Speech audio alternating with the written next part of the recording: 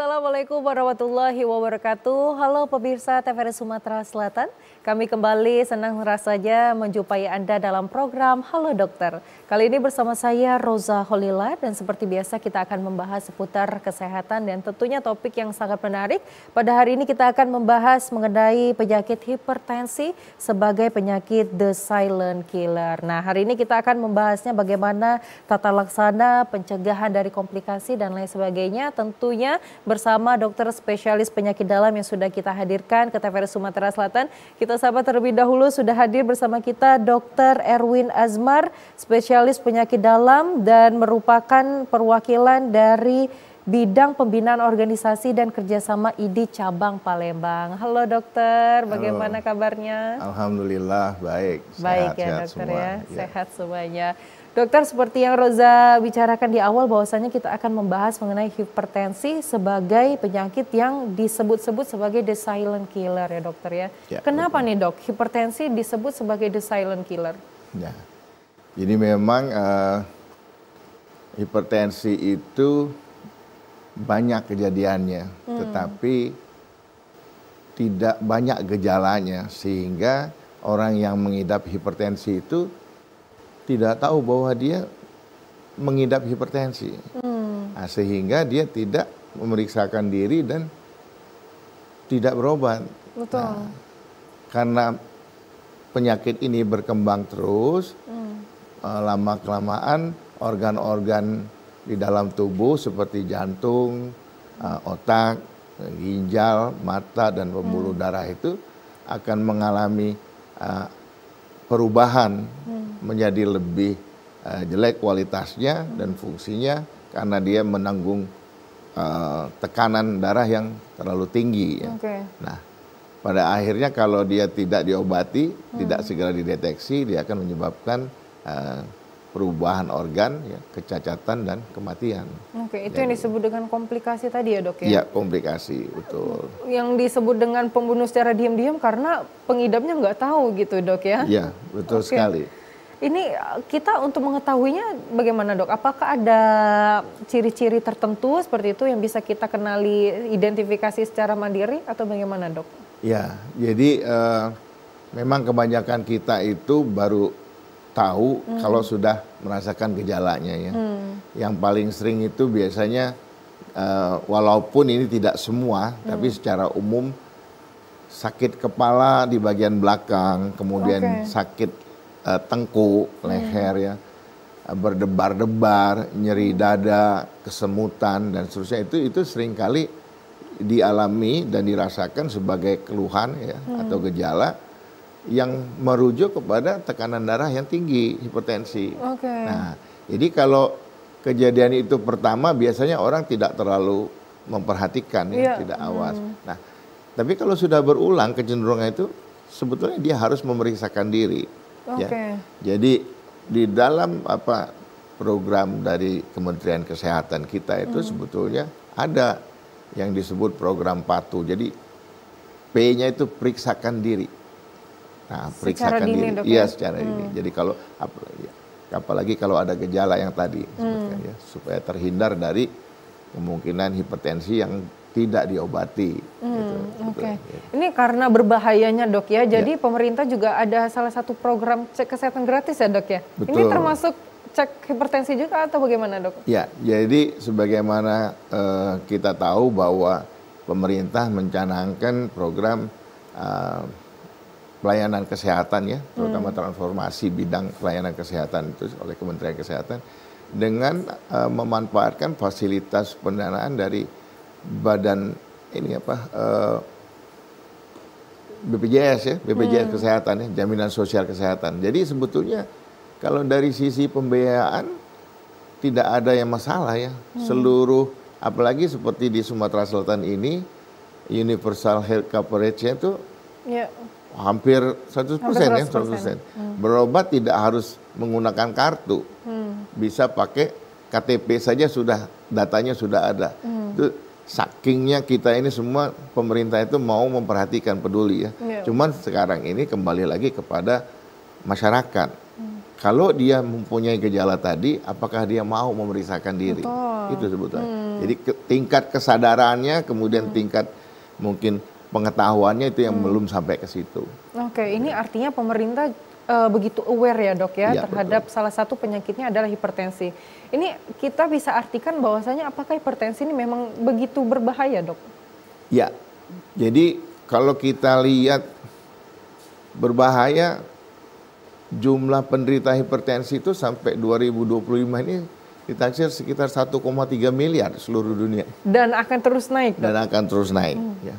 Jadi 1 dari 4 orang itu terdeteksi sebagai hipertensi. Jadi kalau kita nih di studio ini ada berempat, ya salah satunya hipertensi. Gitu. 25% begitu. Bahkan di Palembang ya, angka itu ya, kalau nasional juga ada. Di Palembang di tahun 2003 dulu, Dr. Zulhair ya, dan kawan-kawan, saya termasuk ikut sebagai tim, itu melakukan riset ya, mendata jumlah penderita hipertensi di rumah susun. Di 23 ilir, 24 ilir tuh. Dan hasilnya sekitar 25% ya, 26% itu menderita hipertensi. Jadi angka yang tadi menyebutkan 1 di antara 4 itu sebetulnya sudah ada di 2003 di Palembang. Baik. Itu hanya sebagian kecil ya dok ya? Apalagi kalau di Palembangnya. Kalau keseluruhan ya mungkin ada. Melihat hipertensi yang banyak orang terkena dok ya, 1 di antara 4 orang pasti terkena hipertensi. Ini sebenarnya penyebabnya apa dok? Ya, ini juga harus kita ketahui ya. Jadi 90% dari hipertensi itu penyebabnya tidak diketahui. Jadi nggak tahu tiba-tiba ada aja begitu ya. Nah, tapi jadi sekitar 10% itu dia kita ketahui. Nah, yang kalau kita ketahui penyebabnya biasanya itu hubungannya dengan gangguan organ yang lain ya. Tapi yang 90% ini yang tadi itu yang memang paling banyak. Nah, kenapa? Nah, ini kaitannya barangkali dengan faktor-faktor usia, pertambahan usia, kemudian faktor jenis kelamin, genetik ya, riwayat keluarga dan seterusnya. Kemudian yang paling penting lagi, kalau yang tadi kan yang disebutkan usia nggak bisa dirubah lagi. Betul. Jenis kelamin apalagi gitu ya. Tapi kalau faktor lain seperti misalnya gaya hidup, ya, tidak mau melakukan olahraga teratur. Kalau anak sekarang bilang mager, gitu ya.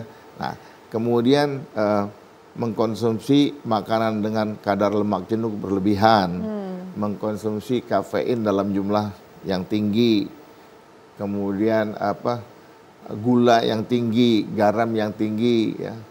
Lalu kalau dia punya penyakit-penyakit lain, dia tidak mau mengobati. Jadi, misalnya terdeteksi sebagai diabetes C, tetap harus melakukan pemeriksaan untuk menghindari komplikasi, salah satunya terhadap hipertensi. Apalagi kalau dia sudah tahu dia hipertensi, dia harus wajib untuk memeriksakan diri dan memeriksakan diri, kemudian mengontrol tekanan darahnya supaya secara tidak rutin dok. Secara rutin. Hipertensi kan biasanya identik dengan orang tua seperti itu dok. Betul. Ya. Apakah semua orang tua pasti terkena hipertensi dok? Kalau kita mengikuti alur pertambahan usia, kemudian perubahan dari fungsi-fungsi organ tubuh ya, sebetulnya memang secara umum elastisitas pembuluh darah itu sudah mulai berkurang ya. Artinya kemungkinan hipertensi itu secara fisiologis namanya itu tetap ada pada pertambahan usia ya. Tapi itu juga kalau tidak semua, kalau dia misalnya menjaga, rajin berolahraga ya, biasanya itu tidak akan cepat muncul. Ya, jadi salah satunya tadi faktor-faktor gaya hidup yang harus dibetulin gitu ya. Artinya gaya hidup ini sangat penting ya dok ya, baik itu yang muda maupun yang sudah lansia seperti itu. Ya, betul. Tapi kalau hipertensi sendiri umumnya dok, ini umumnya di umur berapa nih dok mulai terkena hipertensi? Ya, kalau sekarang kita ketahui paling banyak itu di usia produktif ya. Usia produktif ya kira-kira di usia-usia mulai 30 sampai ke 60. Nah, di atas itu sebagian masih bekerja, tapi karena usia tadi mungkin ada faktor itu. Tapi yang sekarang ini paling banyak memang di usia produktif ya. Usia produktif itu apakah memang karena pengaruh sekarang di era sekarang, Dok? Apa memang dari zaman dulu memang di umur segitu sudah terkena hipertensi, Dok?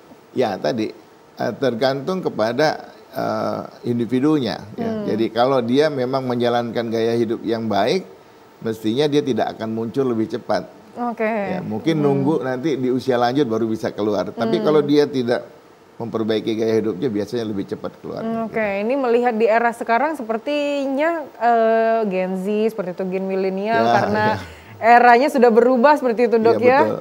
Banyak minum kopi dan lain sebagainya sehingga hipertensinya pun semakin cepat untuk datangnya. Kemungkinan akan bisa lebih cepat. Oke, baik. Faktor resikonya, Dok, ini biasanya apa saja, Dok? Faktor resiko atau pendukung selain gaya hidup tadi, apa saja nih ya, Dok, yang bisa menyebabkan hipertensi datangnya lebih cepat? Ya, yang tadi, kalau dia ada riwayat keluarga, ya, biasanya kita harus hati-hati. Kalau orang tua kita, ayah, misalnya menderita hipertensi, ya, kita harus tahu bahwa kita punya resiko juga. Harus waspada, Dok ya? Ya harus waspada. Jadi mulai dari lingkup yang paling inti. Jadi kalau riwayat keluarga ada yang misalnya ada serangan jantung yang mendadak, kita harus hati-hati. Diabetes di keluarga kita harus hati-hati. Nah, tapi tadi ada lagi yang di usia muda bahkan sangat muda, ya. Misalnya di umur belasan dia sudah hipertensi. Itu kenapa, Dok? Biasanya itu ada gangguan dari organ ginjal. Karena ginjal ini sebetulnya adalah organ yang berperan sangat penting dalam mengatur hormon-hormon yang berhubungan dengan pengaturan tekanan darah. Jadi di situ. Jadi biasanya dia akan ada gangguan di ginjalnya begitu ya. Oke. Dokter, ini sering kali ya, Dok ya, kalau misalkan identiknya suka sakit kepala seperti itu, Dok ya, kalau hipertensi ini. Ya, kalau kita habis makan daging nih, Dok, misalnya, biasanya langsung pusing atau belakangnya sakit, itu apakah memang menandakan seseorang ini terkena hipertensi atau bagaimana, Dok? Kalau dari daging, sepertinya studinya enggak banyak yang menyatakan seperti itu ya. Tapi kalau garam juga ada. Ada yang namanya hipertensi yang sensitif terhadap garam. Jadi salt sensitive hypertension. Kalau pengidap hipertensi itu mengkonsumsi garam walaupun dalam jumlah sedikit, tensinya langsung naik. Oh gitu ya, Dok ya. Jadi dia udah tahu tuh bahwa dia harus mengurangi garam. Nah, kemudian yang cepat juga untuk menaikkan tekanan darah itu kafein. Kafein. Dalam jumlah yang banyak. Ya, jadi kafein itu langsung memicu saraf simpatis, ya, menaikkan debar dan menaikkan tekanan darah. Jadi kalau kita bilang kopi aman, ya insya Allah aman kalau sesuai takaran. Betul. Tapi kalau dia takarannya udah 2-3 kali lipat, ya kemungkinan dia ada komplikasi nanti. Nah, dokter, ini bertolak belakang nih, Dok ya. Sering kita membaca nih, Dok ya. Sering ada WhatsApp seperti itu yang menyatakan bahwasannya kalau kita konsumsi kopi pahit, kopi hitam setiap hari ini akan membantu kesehatan kita semakin terjaga, Dok. Ini mitos atau fakta sebenarnya, Dok? Ya, itu fakta. Ya, tapi Dok, fakta itu harus kita pilah lagi ya. Artinya orang-orang yang misalnya sensitif terhadap kafein, kalau dia minum sedikit tekanan darahnya sudah naik atau detak jantungnya terpacu, ya sebaiknya tidak mengkonsumsi kopi walaupun itu dianggap yang black coffee ya, kopi hitam. Jadi dia harus menghindari mengkonsumsi kafein. Nah, cuma pada orang-orang yang memang terbiasa, misalnya setiap pagi dia harus mengkonsumsi kopi ya, kopi hitam ya. Nah, dia kalau dia tidak mengkonsumsi, tekanan darahnya justru tidak mencapai nilai optimum, sehingga dia tidak bisa beraktivitas.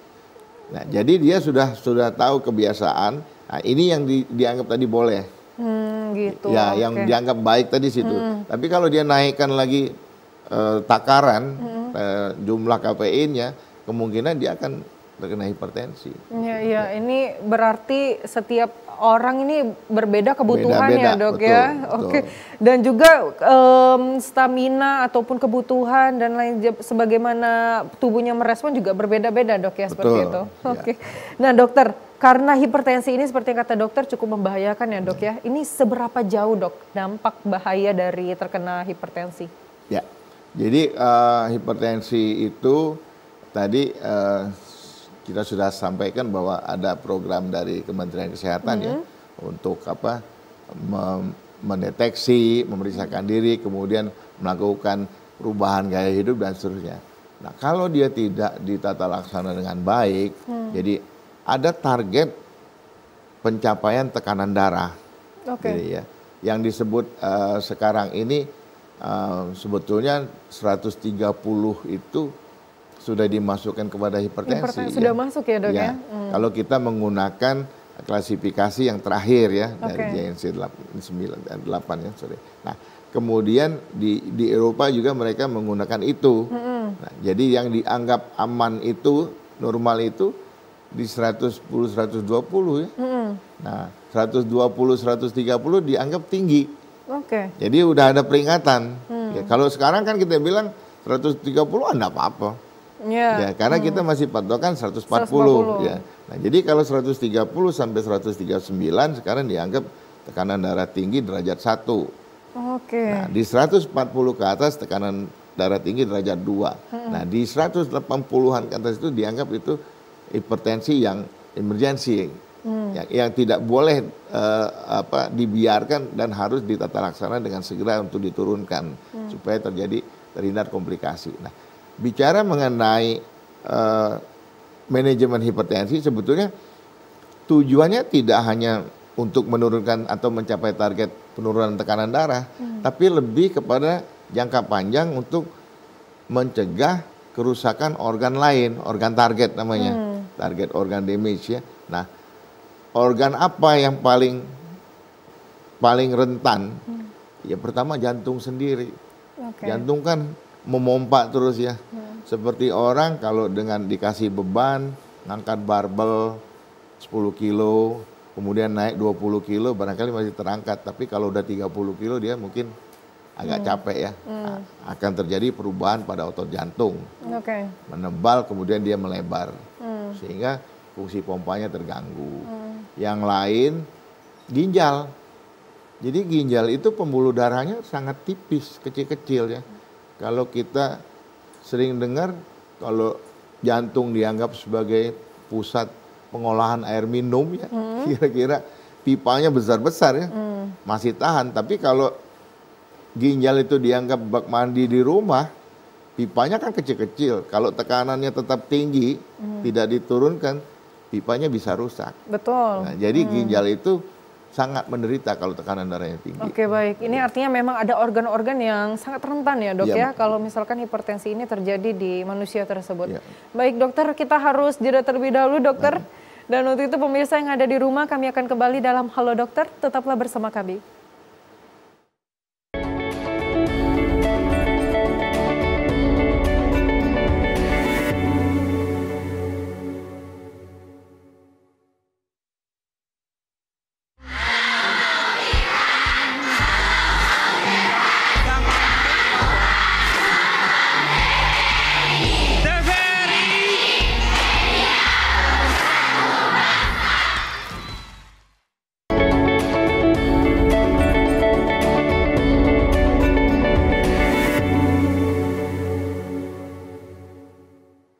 Pemirsa masih bersama kami dalam Halo Dokter dan tentunya kita akan melanjutkan pembahasan kita bersama Dr. Erwin. Dokter tadi juga sempat sudah disinggung ya dok ya, bahwasanya untuk hipertensi ini dampak jangka panjangnya bisa mengenai organ-organ lain ya dok. Nah ini salah satu yang mungkin ditakutkan oleh masyarakat juga dok ya, apakah hipertensi ini juga bisa mengakibatkan pecah pembuluh darah seperti itu dok, stroke dan lain sebagainya, ini bagaimana dok penjelasannya? Ya betul, jadi organ target yang disasar oleh hipertensi yang tidak terkontrol tadi, pertama kan sudah kita sebut jantung. Kedua ginjal, ketiga otak, keempat pembuluh darah besar, yang kelima yang lain itu mata ya. Nah, stroke yang berhubungan dengan peningkatan tekanan darah yang mendadak sehingga terjadi pecahnya pembuluh darah atau rembesan dari darah keluar dari pembuluh darah, itu juga diakibatkan pengelolaan hipertensi yang tidak baik. Jadi misalnya sudah berobat, tekanan darahnya terkontrol, kemudian merasa sudah enak, cukup sembuh ya, lepas obat, kemudian ada pemicu naik tekanan darahnya tinggi, melampaui tahanan dari pembuluh darah. Kan pembuluh darah itu juga elastisitasnya juga terbatas ya. Jadi kalau tekanan darahnya mendadak tinggi, kemungkinan dia akan pecah, robek, menyebabkan stroke perdarahan. Yang lain sebetulnya juga bisa menyebabkan stroke yang diakibatkan oleh sumbatan. Jadi dia ada kontribusinya di situ. Oke. Apalagi kalau yang stroke ini dia biasanya tidak ada gejala ya dok ya? Tidak ada tanda-tanda dok? Ya, kan tadi disebutkan hipertensi gejalanya tidak terlalu nyata gitu ya. Sebagian orang ada yang memang nyata, sebagian tidak ya. Kemudian kalau kita bicara mengenai stroke ya paling-paling orang bilang kadang-kadang sakit kepala, nggak apa-apa sakit kepala.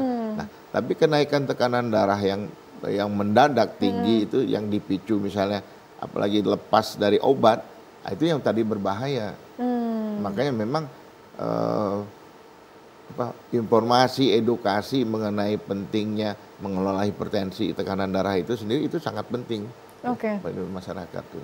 Dokter, katakanlah kalau misalkan seseorang tersebut sudah melakukan cek kesehatan seperti itu dok ya, dan mungkin 130 atau di atasnya. Nah ini apakah di saat itu harus sudah mulai mengkonsumsi obat atau bagaimana dok? Ya, jadi tadi kan ada pemeriksaan ya. Nah pemeriksaan ini untuk menyatakan seseorang hipertensi tidak bisa dalam satu kali saja. Ya, dia harus dilakukan minimum misalnya 2 kali berturut-turut pada satu saat itu, misalnya istirahat yang itu betul, rileks, kemudian dia tidak dari aktivitas ya, lalu diperiksa, misalnya dia 140, sudah istirahat lagi, mungkin dari selang waktu kira-kira 15 menit dilakukan pemeriksaan tekanan darah lagi. Kalau memang masih tinggi, nah nanti dibuat rata-rata. Apakah dia masuk rata-rata ini pada klasifikasi hipertensi tadi. Nah, tapi tidak cukup hanya satu kali. Harus dibuktikan juga pada kunjungan berikutnya. Kira-kira mungkin selang sekian hari, kalau memang tetap tinggi baru dinyatakan sebagai hipertensi. Oke, baik.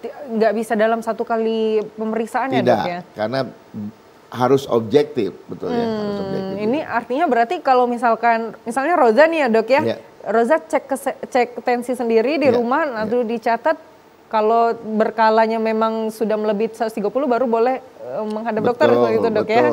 Oke, baik. Gitu ya. Nah ini kalau misalkan sudah terindikasi hipertensi ya dok ya, ini biasanya bagaimana dok pengobatannya dok? Ya, jadi kita selalu memulai dengan edukasi, ya edukasi. Orang harus mengerti, ya. Kenapa dia mengidap hipertensi? Berapa tekanan darah yang sebaiknya harus ditarget untuk dicapai penurunannya ya. Nah, kemudian apa faktor-faktor lain yang mempengaruhi sehingga tekanan darah akan tetap tinggi ya di samping obat ya. Betul. Nah, kemudian dia harus diberitahu, diedukasi tentang obat mana yang dipilih untuk seseorang. Jadi kadang-kadang ada orang yang alergi terhadap obat tertentu ya sehingga dia tidak boleh gitu. Atau ada efek samping yang menyebabkan dia tidak tahan kalau mengkonsumsi obat tadi ya. Jadi misalnya ada beberapa yang dianggap menyebabkan batuk. Kalau minum obat dia batuk terus. Obat dihentikan artinya dia tidak cocok obat tersebut dengan obat ini, dipilih obat lainnya. Nah, lalu tadi, apakah misalnya obatnya hanya satu macam? Ya tergantung. Kalau memang tekanan darah tidak terlalu tinggi, ya hipertensinya, kemudian faktor-faktor resikonya tidak terlalu banyak, mungkin cukup dengan satu macam obat saja. Nanti dilihat ya. Nah, kalau misalnya dia terkontrol, ya dia akan dievaluasi sebulan sekian dan dianggap oh ini cocok. Tapi kalau misalnya dia belum, dosisnya mungkin bisa dinaikkan. Atau ditambah obat lain, jenis lain. Gitu kira-kira ya. Kalau misalkan dia sudah dikasih obat nih dok ya, ternyata lambat laun mungkin semakin ini dok, gejala-gejalanya semakin terasa seperti itu, Dok ya. Apakah ini pasti ada peningkatan dosis juga atau bagaimana, Dok? Ya, jadi harus ada penyesuaian dosis. Ya. Tentu dengan tidak menyampingkan tadi ya, yang faktor-faktor gaya hidup tadi ya. Jangan-jangan dia masih mengkonsumsi kopi yang berlebihan, ya, kurang olahraga, tidak dia menjalankan olahraga, kemudian istirahat kurang, jenis pekerjaannya, stresornya tinggi dan seterusnya. Itu semua harus dibetulin juga ya. Sebelum kita memutuskan bahwa oh ini dosisnya kita naikkan atau mungkin jenis obatnya kita tambah. Oke. Ya. Seberapa lama dokter pengobatannya? Ya, ini sering menjadi pertanyaan ya.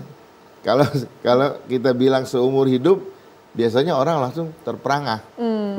Begitu. Ya karena sebetulnya gangguan yang dianggap tidak normal ini itu kan mencerminkan bahwa tadinya tubuh kita bisa mengatur sendiri ya, tekanan darah. Nah, kalau dia sudah tinggi artinya tubuh kita ini tidak bisa mengatur sendiri lagi. Sehingga dia perlu ada bantuan dari luar. Kira-kira gitu. Nah, sampai kapan? Ya, kira-kira sepanjang hayat ya begitu. Oke, baik. Dokter, karena ini obatnya harus dikonsumsi terus seperti itu, dokter. Ya. Apakah ini memang harus rutin atau kalau misalkan kadang kita ini teledor gitu, Dok ya, lupa minum obat dan lain sebagainya. Ini bagaimana, Dok? Ya, jadi kalau sekarang ini banyak sekali pilihan golongan obat antihipertensi dan dosis serta sediaan. Tapi biasanya sekarang sudah sangat banyak yang diminum hanya 1 kali sehari. Oke. 1 kali sehari ya. Itu sebetulnya upaya untuk membuat pengidap hipertensi pasien itu patuh. Kalau 2 kali barangkali dia lupa, apalagi 3 kali, apalagi 4 kali ya. Jadi ada obat yang sekarang ini 1 kali 24 jam bekerjanya, aktivitasnya. Sehingga cukup diminum 1 kali saja gitu ya. Oke. Gitu. Sudah ada, Dok ya obatnya? Sudah banyak.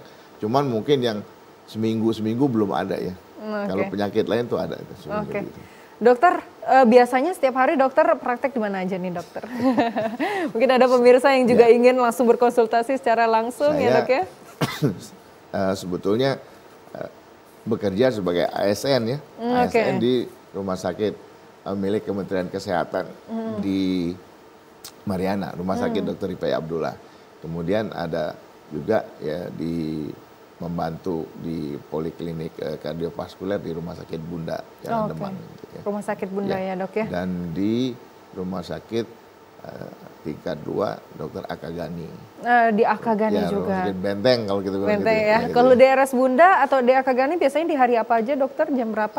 Setiap hari ya. Setiap hari. Tapi di sore hari gitu. Di sore hari. Oke, baik. Dokter boleh kita minum terlebih dahulu, boleh, dokter. Terima kasih. Saya ingin mengajak pemirsa yang ada di rumah. Untuk itu yang ingin berkonsultasi secara gratis mungkin bersama dokter hari ini boleh langsung pemirsa telepon kami di 0711 311 454 atau boleh juga langsung kirimkan pertanyaan Anda di WhatsApp kami di 0823 1198 1790. Ini mumpung dokternya ada di TVRI ya. Kalau ingin berkonsultasi secara gratis sama dokter boleh langsung diselipkan pertanyaannya di WhatsApp kami. Oke, karena belum ada pertanyaan yang masuk ya dokter ya, kita melanjutkan pembahasan kita tadi dokter ya. Ini kan kita melihat hipertensi ini mungkin kalau di zaman dulu banyak orang lansia seperti itu dok ya yang terkena. Tapi kenyataannya kalau di sekarang ini banyak anak muda yang sudah terkena hipertensi dok. Betul. Ini kalau misalkan anak muda tersebut sudah didiagnosis hipertensi dan rasanya belum mau nih dok kalau mau minum obat sepanjang hidup ya dokter ya. Apakah bisa ada alternatif lain dokter pengobatannya? Ya sebetulnya kalau seperti itu ya sepanjang dia bukan hipertensi sekunder ya. Artinya jelas penyebabnya ya. Bisa saja dimulai dengan modifikasi gaya hidup dulu. Tadi ya. Semuanya tetap harus dari situ ya. Semuanya. Sehingga kita bisa melihat pengaruhnya.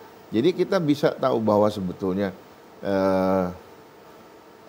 olahraga yang teratur, olahraga aerobik yang teratur, jalan kaki, lari atau apa bisa berkontribusi terhadap penurunan tekanan darah pada penderita hipertensi itu kira-kira 5-10 mm air aksa. Cukup bagus. Cukup bagus. Cukup bagus ya. Jadi kalau dia 130 dia kan turun jadi di bawah itu dia sudah bisa mencapai normal walaupun tinggi, bukan hipertensi. Jadi itu. Kemudian tadi mungkin kafein bisa dikurangi, sehingga kenaikan tekanan darah yang dipicu oleh kafein itu bisa berkurang. Jadi itu ya. Atau dia menurunkan berat badan. Orang-orang yang obesitas itu yang gemukan overweight itu sebetulnya risiko hipertensinya tinggi. Dan memang ada riset-riset yang menyatakan penurunan berat badan yang cukup signifikan itu akan berkontribusi terhadap penurunan tekanan darah. Jadi kita udah dapat tuh ya, merubah gaya hidup, bisa menurunkan tekanan darah sebetulnya gitu ya. Oke, baik. Ini artinya kalau kita menjaga pola hidup ada kemungkinan hipertensi tersebut juga akan mereda ya dok ya? Betul. Tapi apakah hipertensi bisa sembuh total dok? Kalau dia penyebabnya yang jelas tadi ya, sekunder dan itu diatasi, dia bisa. Bisa betul. Misalnya tumor di kelenjar anak ginjal. Kalau tumornya diatasi ya dia bisa. Ya. Tapi kalau tidak ya dia tetap kalau tumornya masih begitu. Tapi kalau tadi kan dibilang 90% penyebabnya itu tidak kita ketahui. Betul. Artinya kemungkinan dianggap sembuh itu sembuh dalam pengertian terkendali. Ya, jadi apakah saya bisa sembuh? Terkontrol istilahnya, terkendali. Betul. Ya. Asalkan selama kita menjauhi dari faktor-faktor risiko tadi dok ya. Betul. Oke, baik dokter, ini ada pertanyaan sudah masuk dari Muli dari Banyuasin bertanya, apakah hipertensi ini selalu menunjukkan gejala atau bisa terjadi secara tiba-tiba tanpa tanda-tanda yang jelas, dokter? Boleh? Baik ya. Tadi sebagaimana sudah kita sampaikan ya untuk Ibu Muli. Ya. Pertanyaannya sangat baik ya. Jadi apakah dia bisa secara tiba-tiba tanpa gejala? Bisa. Karena tadi banyak kita ini tidak sadar bahwa gejala yang sedikit-sedikit itu menunjukkan kenaikan tekanan darah ya. Jadi dia kan sedikit misalnya tiba-tiba kram, tiba-tiba kesemutan, tiba-tiba sakit kepala hilang sendiri. Sebetulnya itu sudah alarmnya sudah ngomong, sudah bunyi ya. Mengingatkan kita, jangan-jangan ada ini. Cuman kita tidak merespon, ya, tidak menindaklanjuti. Misalnya, saya mau periksa, misalnya sekedar tekanan darah kemana? Ke puskesmas, ke klinik keluarga dan seterusnya itu ya. Sehingga dia sudah naik pada level tertentu dan kemudian ada pemicu lagi naik, baru terlihat, ya. Kerusakan pada organ target yang tadi. Jadi begitu sebetulnya ya. Oke, baik. Dan kita juga harus aware ya dok ya. Kalau bisa memang diperiksa secara rutin di rumah, kenapa tidak ya dok ya? Ya, jadi memang kan sekarang ini anjurannya adalah memeriksa tekanan darah itu di rumah ya, di rumah. Jadi home apa istilahnya? Home measurement itu ya. Jadi itu untuk menghindari ya. Sebagian kita ini kadang-kadang kalau pergi ke fasilitas kesehatan, memeriksakan diri, ada rasa cemas, ya memikirkan jangan-jangan saya sakit, jangan-jangan hasilnya nanti tinggi dan seterusnya. Sehingga hasil pemeriksaan itu tidak terlalu bisa objektif. Ya. Nah oleh karena itu, untuk mengurangi resiko yang ini tadi, kesalahan tadi akibat faktor-faktor psikis itu, dia disarankan untuk memeriksakan diri di rumah ya. Dimana kalau di rumah barangkali lingkungannya lebih tenang. Ya, nggak perlu mikirkan, apalagi ada sebagian orang kalau ngelihat dokter takut, berdebar-debar langsung ya, tekanan darahnya naik. Itu sebetulnya kita mengurangi resiko itu. Itu ya. Oke, baik, kita ke pertanyaan kedua dokter, ini dari Mulyono, Pak Mulyono dari Gasing. Izin bertanya dokter, jika kebanyakan makan ikan asin, apakah bisa menyebabkan hipertensi dokter? Ya. Bagus ya Pak Mulyono pertanyaannya. Jadi ikan asin itu kan banyak dikonsumsi oleh masyarakat kita ya. Betul. Kemudian ada yang memang konsumsinya cukup sering, ada yang sesekali ya. Nah jadi seperti tadi, kalau bicara mengenai apakah langsung dia menaikkan tekanan darah, bisa tapi tidak banyak.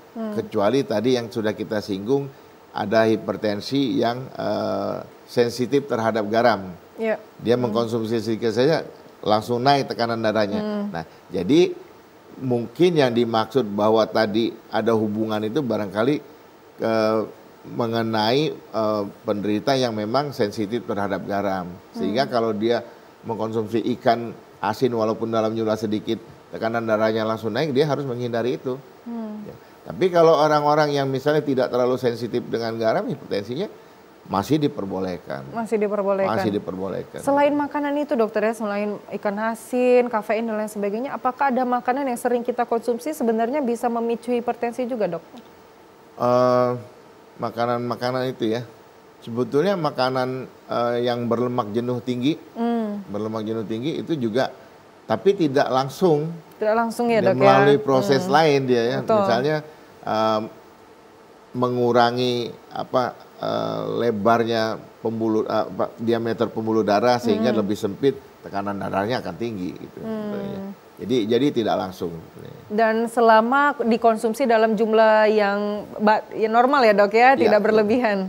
Betul. Oke. Kalau untuk olahraga, dok, sebaiknya kita olahraga ini yang baiknya, kadang kita kan kalau yang pekerja nggak ada waktu seperti itu, dok ya, atau anak muda yang mager gitu. Nah, ini sebaiknya kalau anjuran dari dokter sendiri, olahraga ini setiap hari atau setiap minggu ini berapa banyak, dok? Ya, ini sebetulnya hal yang paling mudah dilakukan tapi paling sulit dilaksanakan. Iya. Dan kontribusinya sebetulnya sangat bagus terhadap tekanan darah ya. Jadi kalau kita bicara mengenai olahraga, yang disebut olahraga itu adalah olahraga yang aerobik sifatnya, bukan yang olahraga permainan. Oke. Jadi saya olahraga dong, futsal 2 kali. dok. Futsal itu permainan. Oke. Nah, aerobik itu ada menuntut beberapa hal. Pertama, dia harus continue. Berapa lama sih sebetulnya? Kira-kira 30 menit per kali. Ya, per hari 30 menit. Jadi enggak ada jedanya. Enggak ada jedanya. Nah, kalau kita misalnya main bola ya, kita lari ke situ capek, kita berhenti. Itu ada jeda. Jadi itu bukan yang disebut aerobik, itu permainan. Nah, 30. Berapa kali seminggu? Apakah boleh setiap hari? Atlet pun tidak dianjurkan untuk setiap hari, ya. Jadi rata-rata kita 3 sampai 5 kali per minggu. Kalau yang non atlet. Kalau atlet masih boleh kira-kira sampai 6 kali. Sisa hari yang lain tuh untuk pemulihan. Ada rest day-nya ya, dok ya. Nah, kemudian yang masuk aerobik apa? Yang paling gampang jalan kaki. Jalan kaki. Jalan kaki. Oh, hujan, dok, jalan di tempat. Ya. Apalagi sekarang sudah banyak ya, dok, alatnya, betul, dok ya. Betul, gitu. Treadmill, sepeda statis, bersepeda, sepatu roda, skateboarding. Banyak sekarang. Banyak pilihannya. Banyak pilihan. Senam. Ya, betul. Ini tinggal niatnya mau atau tidak, dok. Baik. Dokter, kita harus jeda terlebih dahulu, dokter. Untuk itu pemirsa, kami akan kembali dan melanjutkan pembahasan kita dalam Halo Dokter. Untuk itu tetaplah bersama kami.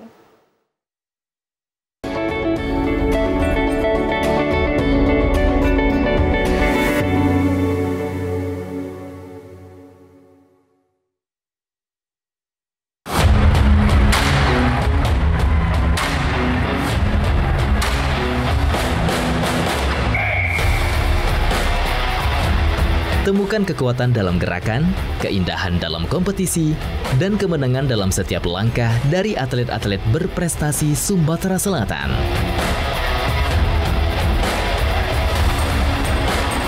Hanya di TVRI Sumatera Selatan.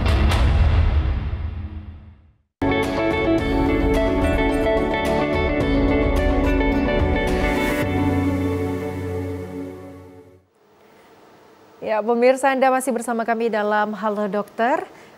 Kita masih membahas mengenai hipertensi sebagai penyakit the silent killer bersama Dr. Erwin.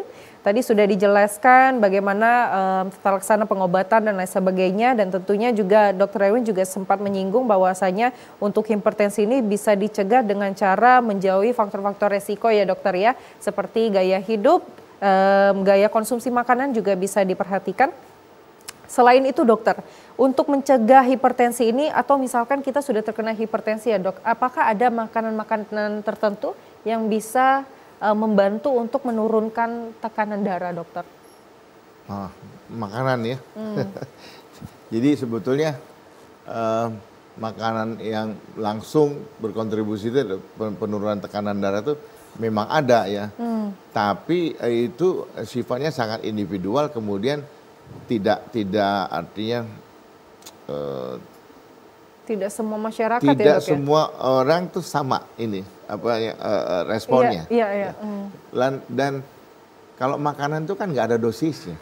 Betul. Jadi ada yang bilang misalnya makanlah ketimun, ya, turun tekanan darahnya berapa banyak? Ketimun ukuran berapa? Apakah setiap hari?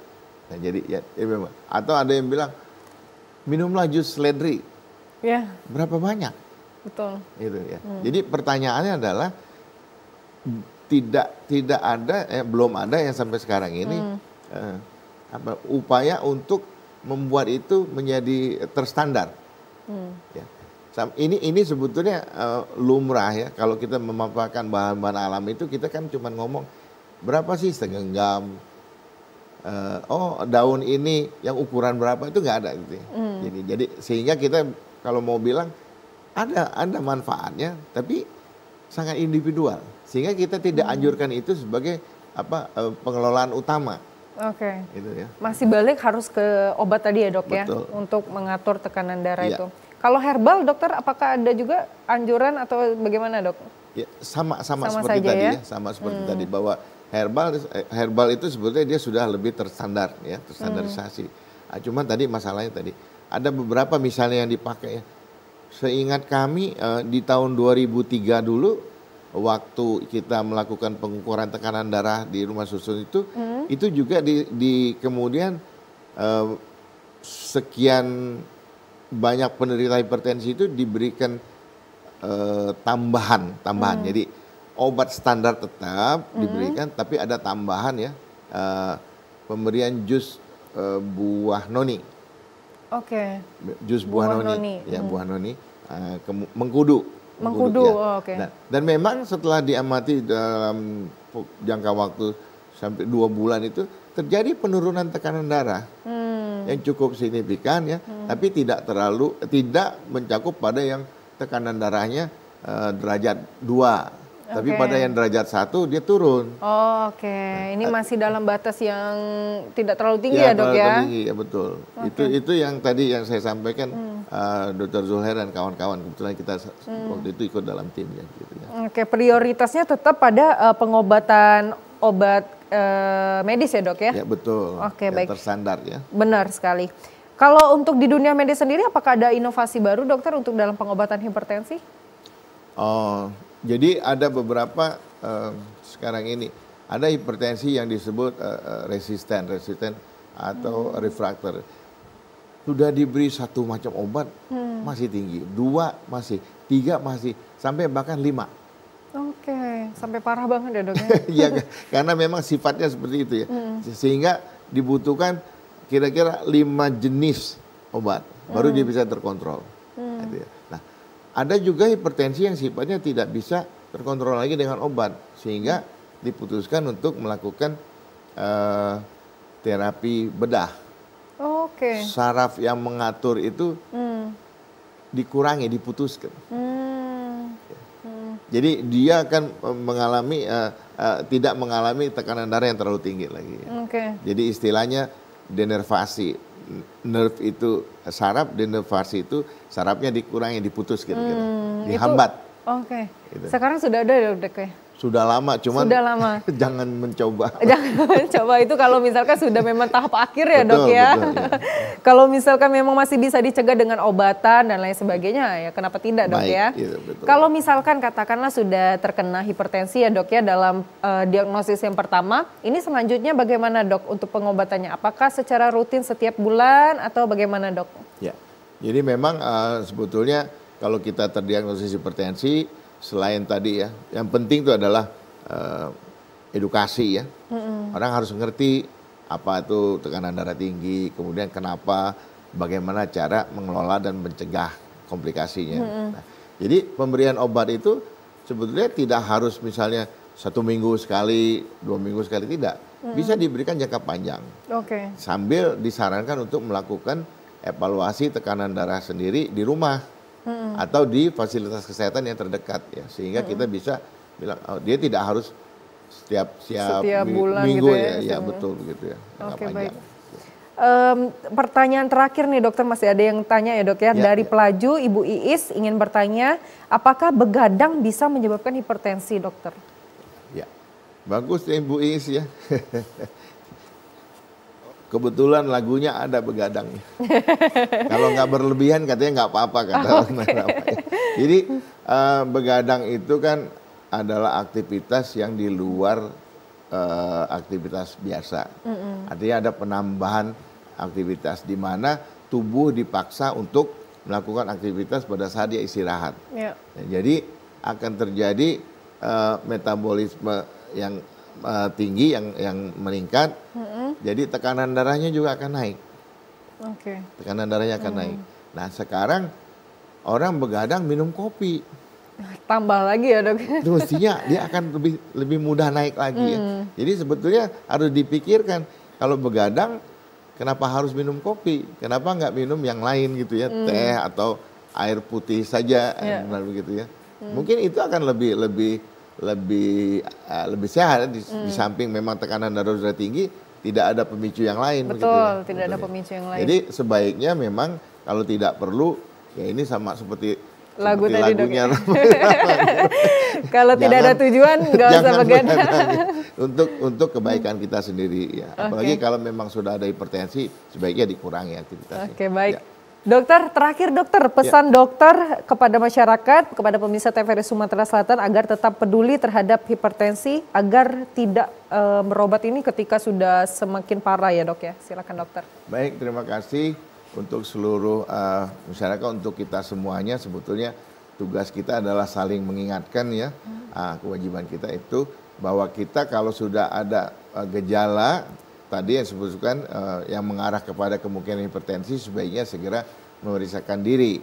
Kalau memang sudah terdiagnosis sebagai hipertensi, ikuti anjuran dari tenaga kesehatan ya, di mana kita memperbaiki pola hidup ya, mengurangi konsumsi garam berlebih, menjaga berat badan, melakukan olahraga aerobik yang teratur, kemudian mengelola stresor gitu ya. Dan kalau memang sudah dianjurkan untuk mengkonsumsi obat, patuhi ya, patuhi. Itu kuncinya. Sebab kalau kita ingkar, denial, itu kita tidak tahu dia akan berkembang sampai mana. Betul. Sehingga akan terjadi kerusakan organ target dan kemungkinan gangguan-gangguan organ seperti stroke pada otak, gangguan ginjal, gangguan jantung dan lain-lain. Jadi sebaiknya tetap patuh dengan saran yang sudah diberikan oleh tenaga kesehatan ya, memeriksakan diri secara berkala, mengkonsumsi obat sesuai anjuran dan menjaga gaya hidup. Oke, baik. Karena mencegah lebih baik daripada mengobati ya dokter ya. Ada baiknya kita sejak dini harus menjaga pola hidup, pola makan agar nantinya hipertensi ini semakin jauh lah kita untuk terkena hipertensi. Baik, dokter terima kasih banyak pada hari ini sudah memberikan edukasi dan ini edukasinya pasti sangat bermanfaat sekali dokter bagi pemirsa yang ada di rumah. Sekali lagi terima kasih banyak dokter sudah mau main ke TVRI Sumatera Selatan. Terima kasih. Dan untuk pemirsa yang ada di rumah, terima kasih sudah menyaksikan Halo Dokter. Kami akan kembali dalam Halo Dokter di minggu yang akan datang. Untuk itu terima kasih dan sampai jumpa kembali.